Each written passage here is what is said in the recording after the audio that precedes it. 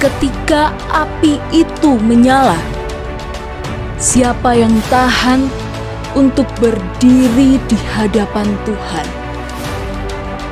Kita akan mendengar pesan Tuhan tentang revival again atau kebangunan rohani kembali dari para hamba Tuhan di Indonesia.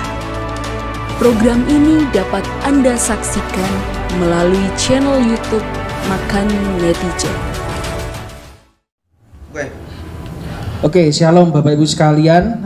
Tema hari ini adalah Revival Again, kebangunan rohani kembali, dan kita akan baca dulu firman Tuhan dalam Yoel 2 ayat 28. Kemudian pada hari itu akan terjadi bahwa aku akan mencurahkan rohku ke atas semua manusia, maka anak-anakmu laki-laki dan perempuan akan bernubuat.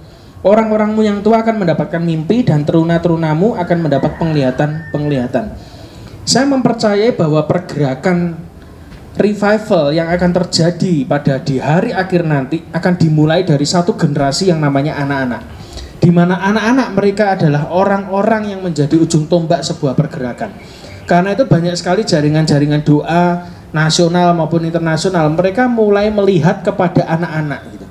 Nah, banyak di antara kita juga kadang mengabaikan suara anak-anak dalam gereja kita. Kita menganggap bahwa mereka hanya sekolah minggu, mereka hanya remaja, mereka hanya kaum muda, tidak terlalu penting. Dan bukan lagi rahasia bahwa anak-anak dan kaum muda dan remaja kadang menjadi second class dalam sebuah gereja. Yang penting umum. Gitu. Kenapa? Ada beberapa teman juga yang membuat joke bahwa kenapa kok sekolah minggu, remaja, dan kaum muda itu kadang diabaikan dalam sebuah gereja. Sederhana, persembahan sithik ya gitu. Ya, banyak di antara kita begitu. Kita lebih penting dengan jemaat kita yang umum karena mereka sudah kerja, sudah berkeluarga, punya income dan lain sebagainya. Tapi sebetulnya kalau kita baca di Yoel 2 ayat 28 jelas bahwa itu nanti akan dimulai oleh satu generasi di mana anak-anak akan bernubuat. Hari-hari ini kita berpikir orang yang bernubuat adalah orang yang punya karunia kenabian saja. Tidak. Ternyata hari-hari akhir anak-anak akan dipakai Tuhan juga untuk bernubuat. Apa itu? Menyampaikan pesan-pesan Tuhan kepada generasi. Generasi kepada generasi, Tuhan selalu pakai anak-anak. Kalau saudara baca di Alkitab, maka saudara akan temukan banyak sekali anak-anak muda yang dipakai Tuhan. Dari Daniel, Sadrak, Mesak, Abednego, Daud, Salomo juga anak muda semua. Semua dipakai Tuhan. Dan nabi-nabi yang lain juga dipakai Tuhan. Mereka dipakai kapan? Usia muda. Samuel dipanggil Tuhan menjadi nabi yang luar biasa, yang dia juga melantik Daud sebagai raja. Dia juga pada usia anak-anak dia mendengar suara Tuhan. Lalu dia datang kepada Imam Eli, dan Imam Eli mengatakan kalau dia panggil, jawablah gitu. Dan itu adalah suara Tuhan ketika dia ada di Shilo. Bapak Ibu sekalian, ketika beberapa waktu lalu ketika kita adakan ibadah di tempat ini, ada seorang jemaat yang tiba-tiba mendapatkan penglihatan dari Tuhan. Ini ada jemaat juga anak muda juga, bukan orang tua yang mendapatkan penglihatan. Anak muda ini dia mendapat penglihatan ada sesosok putih yang berdiri di tengah di mimbar ini. Sebelah kanan dia gandeng 2 anak, sebelah kiri dia gandeng 2 anak. Gitu. Dan dia nangis selama ibadah. Dan ketika ditanya, dia yakin bahwa itu adalah Tuhan Yesus. Dia mendapatkan penglihatan itu. Nah, ketika beberapa waktu lalu saya juga ketemu dengan pendoa, terus tiba-tiba pendoa ini mengatakan hal yang sama. Kelihatannya hari-hari ini kok Tuhan akan pakai anak-anak. Saya tiba-tiba ingat dengan penglihatan yang dilihat oleh jemaat yang ikut ibadah di tempat ini. Loh, kenapa yang digandeng Tuhan itu kok anak-anak, bukan orang tua? Atau bukan orang dewasa seperti saya? Tapi kenapa anak-anak gitu? Nah, ini merupakan satu pertanyaan bahwa ini adalah jawaban dari isi hati Tuhan. Yoel 2 ayat 28 bahwa ujung tombak dari pergerakan adalah anak-anak. Nah, Bapak Ibu sekalian, ada beberapa hal yang harus kita catat. Kenapa kok pergerakan itu dimulai dari anak-anak? Yang pertama, karena anak-anak tidak punya konsep dalam hidupnya. Dia adalah konsepnya hanya percaya kepada Tuhan. Anak kecil itu dia tidak ngerti orang tuanya dapat duit dari mana. Yang penting kalau dia minta permen pasti dikasih. Yang penting dia disekolahkan oleh orang tuanya. Tidak tahu orang tuanya cari duit bagaimana caranya. Yang penting dia percaya bahwa dia sekolah. Anak kecil itu tidak punya konsep. Sedangkan orang tua yang dipikir adalah jauh ke depan. Beda dengan anak-anak. Anak-anak itu polos sekali. Yang kedua, sifat anak-anak adalah anak-anak percaya 100% kepada orang tua. Penjagaan orang tua. Jadi kalau kita punya anak kecil, kita ajak kemana-mana, kita gandeng, mau. Kenapa? Karena dia ngerti kita orang tuanya. Dia percaya bahwa kita adalah orang tuanya. Beda kalau anak-anak kita ketemu dengan bapak-bapak yang lain tiba-tiba digandeng. Oh, dia bisa lari, dia bisa nguncit, dia bisa nangis gitu, teriak-teriak mungkin. Kenapa? Karena dia tahu itu bukan bapaknya. Anak itu tahu bapaknya dan dia percaya kepada bapaknya. Saya waktu Abi masih kecil itu, umur 3 tahun, 4 tahun, oh saya gendong, saya loncat-loncatin gitu, dia tambah seneng, dia enggak takut, tambah seneng. Kenapa? Ya karena dia ngerti bapaknya ngajak main dia, dilempar kayak apapun tetap bapaknya akan nangkep lagi. Nggak mungkin waktu dilempar terus anaknya tak uncal nih gitu, nggak mungkin, ya toh? Kenapa? Karena dia percaya 100% bahwa papahnya pengen guyon dengan dia. Yang ketiga, kenapa Tuhan pakai anak-anak? Karena anak-anak ini punya hati yang polos dan apa adanya, tidak ada politik. Kalau orang tua itu sudah mikir untung ruginya apa, ini nanti manfaatnya buat saya apa. Kita terlalu banyak mikir yang seperti itu, tetapi tirulah anak-anak. Anak-anak ini punya hati yang polos, hati yang murni. Bahkan ada orang yang mengatakan bahwa anak-anak itu seperti kertas putih yang belum ada coretan sama sekali. Lah coretan itu siapa? Ya peran orang tua. Untuk kita bisa mengisi kertas yang putih itu dengan apa itu ya dari orang tua kita. Nah, belajarlah ketiga konsep ini. Kenapa Tuhan pakai anak-anak? Nah, kalau saudara baca di Yohanes 6 ayat 8 sampai 9, di situ ada kisah yang paling sering diceritakan. Bahkan paling sering pertama kali kita ingat mujizat Tuhan Yesus, yaitu tentang 5 roti dan 2 ikan. Yohanes pasal yang ke-6 ayat 8 sampai 9. Seseorang dari murid-muridnya, yaitu Andreas, saudara Simon Petrus, berkata kepada Yesus, "Di sini ada seorang anak." Ya, jadi mujizat yang kita dengar 5 roti 2 ikan yang jadi 5.000 orang itu bisa kenyang, belum termasuk perempuan dan anak-anak, itu dimulai dari tangan anak kecil. Andreas melihat di situ di antara kerumunan orang ada seorang anak yang mempunyai 5 roti jelai dan 2 ikan. Bayangkan, 5 roti dan 2 ikan. Saya percaya bahwa itu bekalnya dia mungkin. Mengikuti keramaian yang sedemikian rupa Yesus kemanapun, wah dia ikut anak kecil ini. Dia pengen lihat, dia pengen ngikuti itu.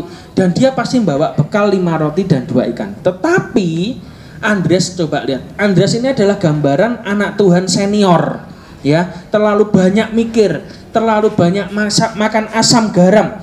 Jadi sok tahu, padahal dia hidup live in bersama dengan Tuhan sekian tahun, tapi dia masih belum mudeng bahwa Tuhan itu sanggup buat mujizat. Apa itu? Dia mempertanyakan ini. Tetapi apakah artinya itu untuk orang sebanyak ini? Coba bayangkan saudara. Jadi di sini jelas Andreas murid Yesus, dia ini punya konsep sendiri bahwa Tuhannya tidak mungkin bisa ngasih makan 5.000 orang pria, belum termasuk perempuan dan anak-anak. Sedangkan di situ hanya ada 5 roti dan 2 ikan. Tidak mungkin. Saya membayangkan bagaimana ekspresi anak itu waktu megang 5 roti dan 2 ikan yang waktu dibawa kepada Yesus. Dia cuman mungkin domblong aja gitu ya. Dia cuman megang 5 roti dan 2 ikan dengan ketidakmengertiannya.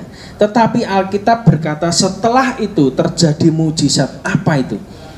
Tuhan Yesus memberkati 5 roti dan 2 ikan. Dan sejak itu ketika dibagi-bagikan, semua orang mendapatkan, bahkan masih sisa. Itu yang luar biasa.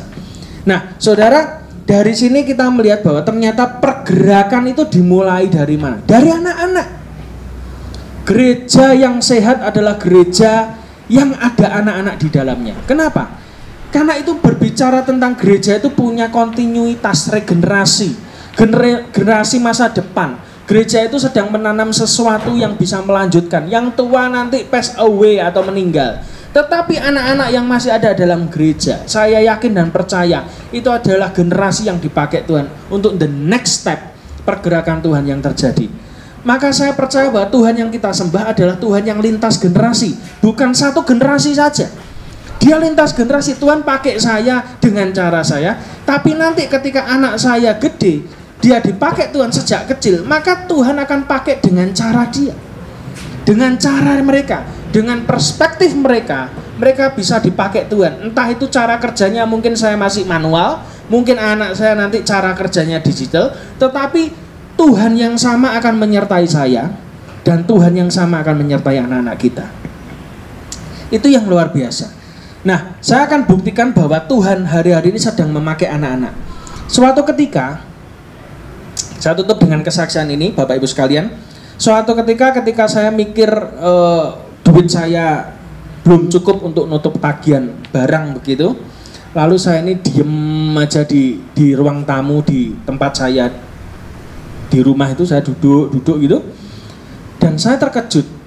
Anak saya yang kecil itu tiba-tiba itu enggak tahu kenapa bawa daun yang jumlahnya banyak sekali, ditaruh di tempat keranjang kecil begitu. Lalu dia tuh membawa daun jambu yang dari Idhos itu, dibawa masuk ke rumah gitu. Dan secara tiba-tiba dia duduk di meja di depan saya. Lalu daunnya itu diecer-ecer begitu di meja. Lalu dia lari kembali ke toko, lalu kembali lagi bawa pulpen. Ketika saya lihat dia dari jarak tertentu begitu, karena saya tertutup oleh punggungnya, lalu dia tuh coba nulis sesuatu di daun itu. Dan saya ini memperhatikan di tengah kebingungan, wong saya butuh duit, tapi dia ini nulis sesuatu di daun itu. Dan ketika itu saya lihat, saya tanya sama dia, Abi, kamu nulis apa? Gitu. Saya pikir dia nulis namanya. Ternyata sangat mengejutkan sekali. Anak umur 6 tahun, dia nulis apa? Logonya dolar. Jadi huruf S ditarik garis gitu. Jadi dolar. Lalu saya tanya, kamu ngapain kok bikin dolar? Iya, uangku nanti banyak, aku bikin uang sendiri, nanti bisa beli iPhone 19 gitu ya. Jadi, dan setelah dia menulis setiap daun dengan logo dolar tersebut, lalu dia ngeringkesi lagi, dimasukkan keranjang, lalu dia keluar gitu. Saya ini dari tadinya berdoa, lihat anak saya, langsung tiba-tiba Tuhan itu seperti bicara gini, kamu pusing perkara duit, anak kecil ndak pernah pusing perkara duit. Lihat dia aja bikin uangnya sendiri kok. Mosok Tuhan ndak bisa berkati kita dengan duit yang banyak gitu ya. Jadi saya kaget, tiba-tiba ya sekilas begitu aja dia pergi. Dan itu menegur saya, dan itu kejadian kayak begitu berkali-kali saudara. Nah, artinya apa? Saya ini paling sangat concern dengan suara anak-anak.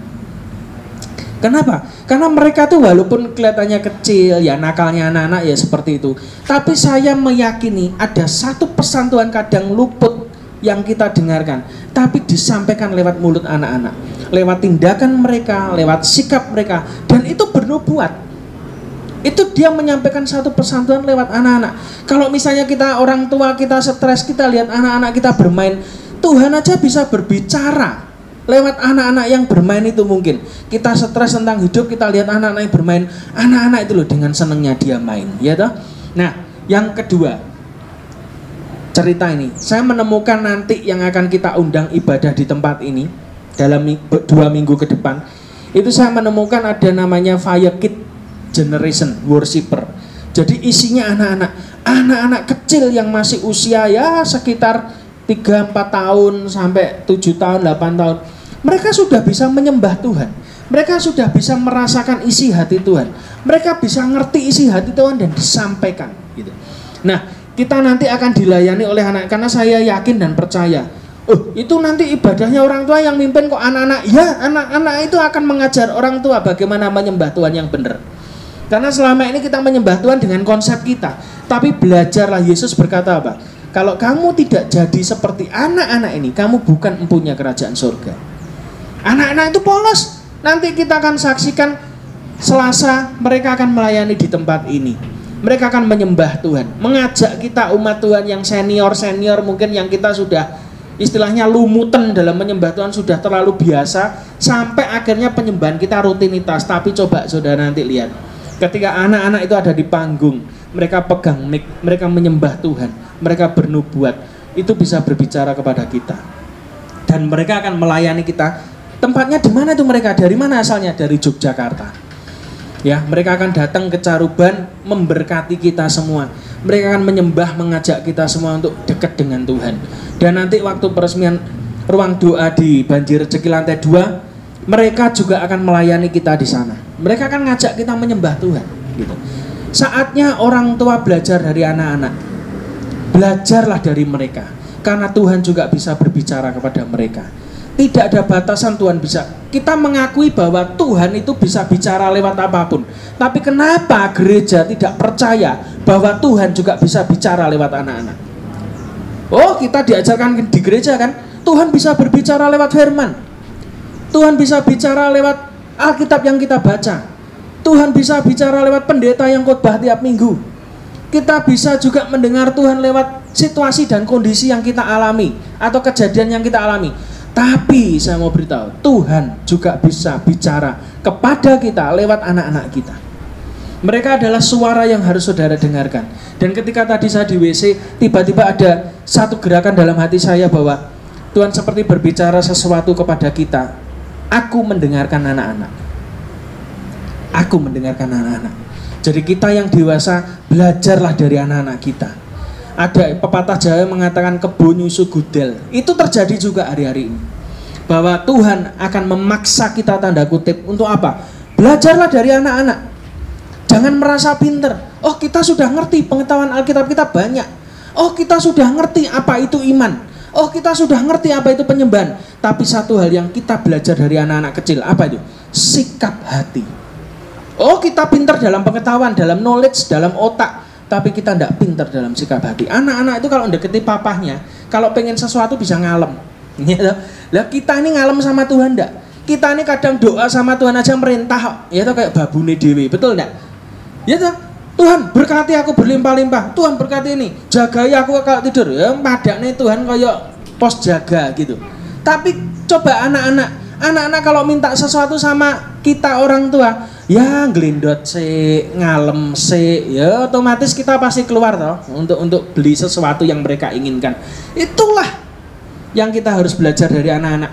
Hati kita itu harus seperti anak-anak. Kita belajar firman Tuhan, oke. Kita belajar pengetahuan Alkitab, oke. Kita belajar pergerakan-pergerakan, oke. Knowledge kita masukkan, tapi jangan lupa hati itu lebih penting. Banyak di antara kita lebih mementingkan yang di atas daripada yang di tengah. Belajar sekarang dibalik. Kalau saudara dan saya ingin ngerti hatinya Tuhan, belajar ilmu hati. Dari mana? Dari anak kecil. Anak kecil tidak perlu diajari bagaimana pengetahuan Alkitab dan lain sebagainya. Anak kecil tidak perlu diajari papahnya kalau marah gimana, mamahnya kalau marah gimana, papahnya kalau sayang gimana, mamahnya kalau sayang gimana. Nggak perlu. Kenapa? Karena mereka live in, mereka hidup bersama orang tua mereka. Mereka by experience, mereka pengalaman. Ilmu hati itu ada dalam hati mereka. Mereka ngerti kalau kerut wajah papahnya mau ngamuk, mereka sudah ngerti. Kenapa? Karena mereka bicara bahasa hati. Sama, kalau engkau ingin ngerti hati Tuhan, satu hal, ketahuilah lewat hati kita, bukan lewat pikiran kita. Amin. Nah, itu adalah satu pesan buat kita bahwa revival ini adalah anak-anak. Jangan lupa gereja-gereja dimanapun Anda berada mendengarkan pesan ini. Tuhan mendengarkan anak-anak. Dengarkan mereka. Waktu engkau dengarkan mereka, engkau dengarkan Tuhan bicara lewat hidupmu. Belajarlah dari mereka. Jangan meremehkan mereka. Jangan menomorduakan mereka. Mereka sama pentingnya dengan kita. Mereka sama pentingnya dengan generasi yang lain. Mereka sama pentingnya dengan anggota gereja yang lain. Tuhan Yesus memberkati.